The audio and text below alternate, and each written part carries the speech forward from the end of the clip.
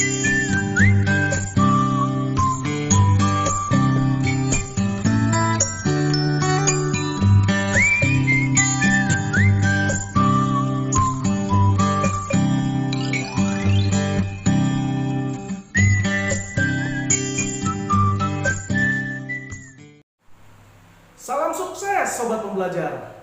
Ketemu lagi dengan saya Coach Syahidin. Banyak masuk pertanyaan kepada Coach Syahidin. Coach, bagaimana sih caranya saya agar bisa positive thinking? Coach, bagaimana sih caranya supaya hati ini tetap tenang walaupun banyak orang yang mungkin nyinyir? Nah, kali ini Coach Syahidin akan membahas bagaimana kita bisa menjadi positive thinking. Sahabat tentu tahu bahwa kita dianjurkan untuk positive thinking.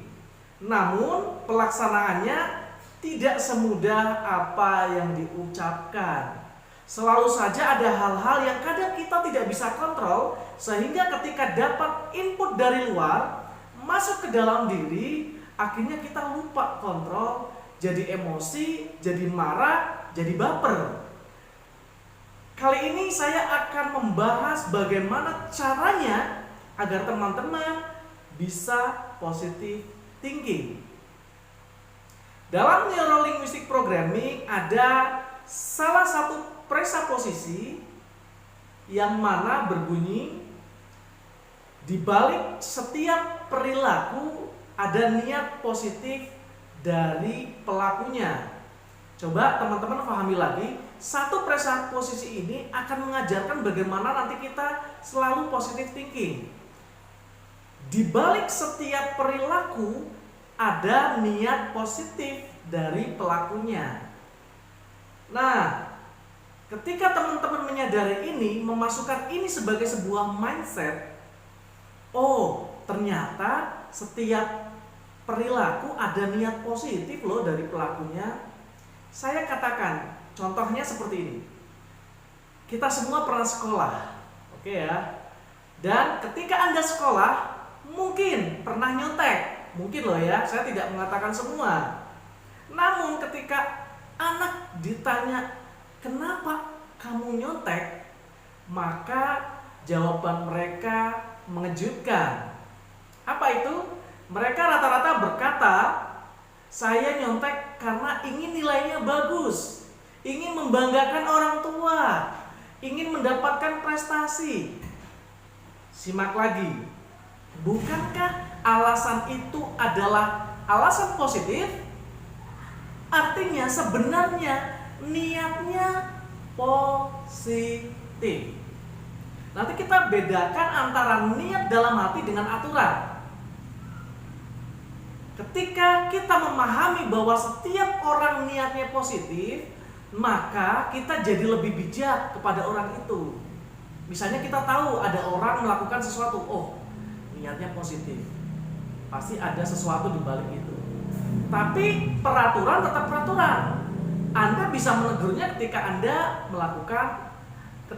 Anda melihat orang itu melakukan kesalahan. Saya kasih contoh yang nyata.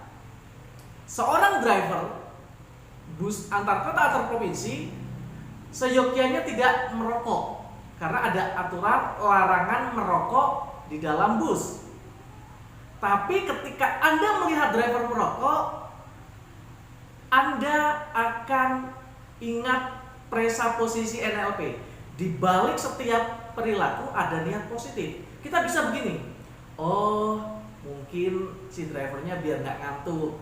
Oh mungkin supaya dia lebih fokus karena dia perlu pelepasan stres untuk merokok. Oh mungkin itu cara dia supaya dia bisa mengendalikan drivernya. Itu cara-cara, pasti niatnya positif. Kemudian ternyata dalam bus ada larangan merokok. Anda boleh menegur. Artinya apa? Peraturan tetap peraturan. Tapi ketika kita memasukkan bahwa setiap perilaku ada niat positif dari pelakunya, maka Anda akan lebih bijak. Maka Anda akan menegur dengan positif. Pak, maaf banget. Ada loh Pak tulisan ini ditempel di pintu. nggak boleh ngerokok, termasuk driver. Kira-kira apakah Bapak bisa matikan rokoknya? Karena Anda sudah positif tadi memasukkan nilai bahwa setiap perilaku ada niat positif dari pelakunya, maka Anda tidak akan marah-marah. Lain halnya ketika Anda tidak tahu ilmu ini, tidak tahu perihal posisi ini, maka Anda akan marah. Pak sopir, baca nggak sih tulisan ini? Di sini udah tahu nggak boleh ngerokok. Pak sopir masih aja ngerokok. Nah, ini yang saya maksud. Perihal posisi ini untuk menjaga pikiran perasaan kita. Perihal posisi ini supaya kita tenang, supaya positive thinking.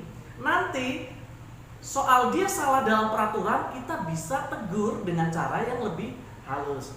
Jika teman-teman memasukkan perihal posisi ini dan diterapkan dalam perilaku, maka teman-teman tidak akan gampang marah dan selalu bisa stay positif.